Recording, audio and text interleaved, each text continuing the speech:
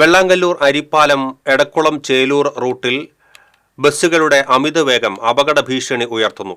യാത്രക്കാരുടെ സുരക്ഷ ഉറപ്പാക്കണമെന്നാവശ്യപ്പെട്ട് സ്കൂൾ വിദ്യാർത്ഥികൾ ഉൾപ്പെടെ പഞ്ചായത്തിൽ പരാതി നൽകി.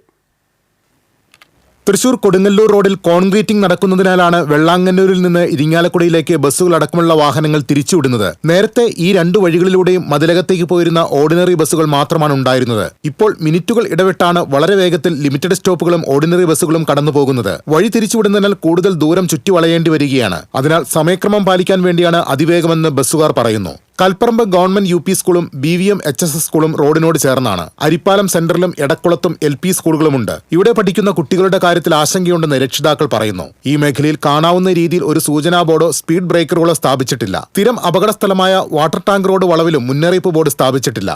ബസ്സുകളുടെ മത്സരയോട്ടം നിർത്തണമെന്നും വാഹനങ്ങളുടെ അതിവേഗത നിയന്ത്രിക്കാൻ അധികാരികൾ കർശനമായി ഇടപെടണമെന്നും പഞ്ചായത്തിന് നൽകിയ പരാതിയിൽ സ്കൂൾ അധികൃതരും പൂർവ്വ വിദ്യാർത്ഥികളും ആവശ്യപ്പെട്ടു. TCV news, Irinjalakuda.